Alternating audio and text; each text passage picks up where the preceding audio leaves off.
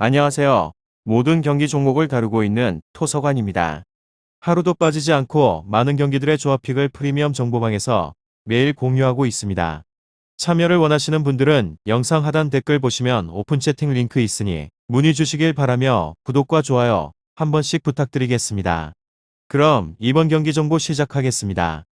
코트디부아르 이집트 축구와 관련하여서 코트디부아르는 2조 1위를 차지를 하였고 이집트는 나이지리아에 이어서 D조 2위로 16강에 올라왔고 코트디부아르는 지난 대회 우승팀인 알제리를 예선에서 탈락시키며 강력한 우승 후보임을 스스로 증명을 하였고 알제리 상대로 3골이나 뽑아냈는데 밀란의 캐시와 호벤의 상가레 등 막강한 중앙 라인이 경기를 지배했고 페페와 그라델은 측면에서 많은 기회를 만들었습니다. 게다가 예선 마지막 경기에서 에릭 바이와 코넷 등에게 휴식을 주고 자아와 마이가를 짧게 투입을 하면서 로테이션을 돌렸습니다. 다음으로 이집트는 첫 경기를 패했지만 그 후 두 경기를 잡아내며 조에서 2위를 차지했습니다. 팀의 알파이자 오메가인 살라가 기니비사우전에서 결승골을 터뜨렸고 수단 상대로는 압델 모네미 세트피스로 골을 만들었습니다. 첫 경기에서 다소 몸이 무거웠던 엘레니가 중원에서 경기력을 끌어올렸고 살라와 마르무슈의 공격진은 빼어난 개인 기량으로 기회를 만들고 있고 코트디부아르, 이집트 이 두 곳에 있어서 16강 맞대결 중에서 가장 관심이 쏠리는 강팀 간의 대결이기에 두 팀 모두 패배에 대한 압박감이 있을 것 같습니다. 수비 라인을 유지하며 안정적인 경기 운영을 할 것 같기도 합니다. 결과에 있어서는 접전을 보고 있는데 코트디는 대회 참가국 중에서 가장 강력한 허리 라인을 보유한 팀입니다. 캐시와 상가레는 공수 밸런스가 빼어난 조합으로 어느 팀 상대로도 우위를 기대할 수 있을 만한 곳입니다.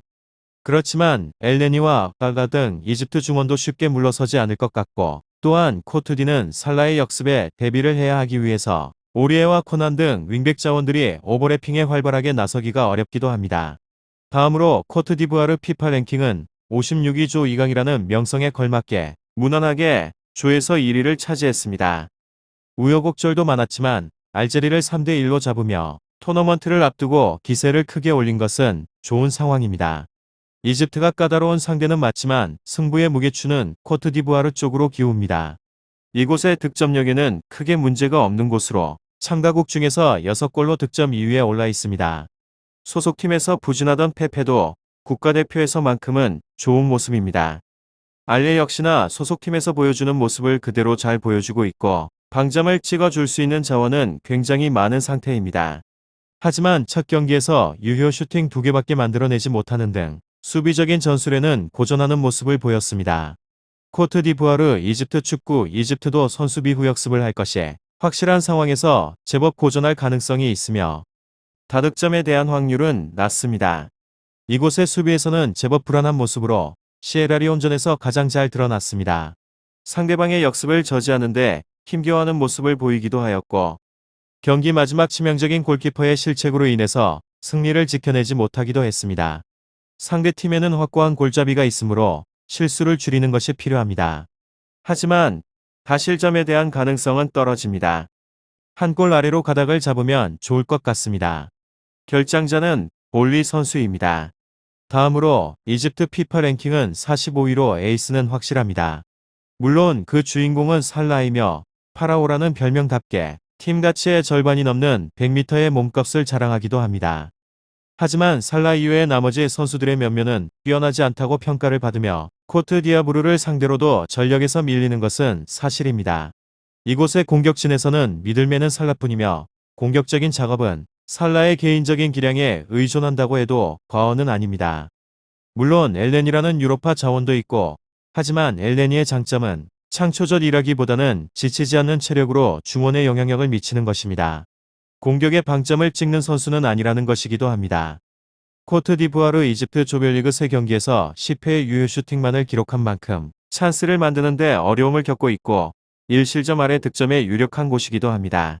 이곳은 실점에 대한 가능성이 적은 곳으로 조별 3경기에서 1실점만을 기록하였고 우승 후보 나이지리아도 언더골 하나 이외에는 변변한 공격적인 찬스를 만들지 못했습니다. 세 가지를 중심으로 한 수비진은 안정적이라고 볼 수 있고 코트디부아르가 안정적인 수비력을 뚫는데 어려움을 느꼈다는 것을 감안하게 되면 최대한으로 실점을 억제할 수 있을 것 같습니다. 다음으로 코트디부아르 직전 알제리 전대량 득점을 통한 승리로 인해서 16강 진출을 확정지었습니다. 명성과는 다르게 다소 험난한 조별 예선을 치르며 올라온 상황으로 선수들의 동기부여가 예사롭지 않습니다. 이번 대회 우승 후보 중 하나이자 디펜딩 챔피언인 알제리를 꺾고 올라온 만큼 분위기 자체도 좋습니다. 막강한 화력을 자랑하는 이집트와의 16강전으로 치열한 경기 양상이 펼쳐질 것으로 예상해 봅니다.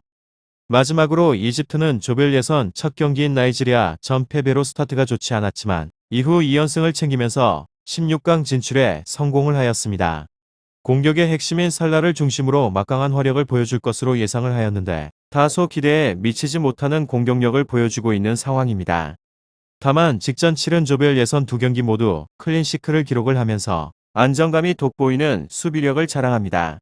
코트디부아르 이집트 축구 잘 알아보시고 좋은 결과 얻어보시길 바랍니다. 유익한 정보가 되셨다면 구독과 좋아요 한 번씩 부탁드립니다.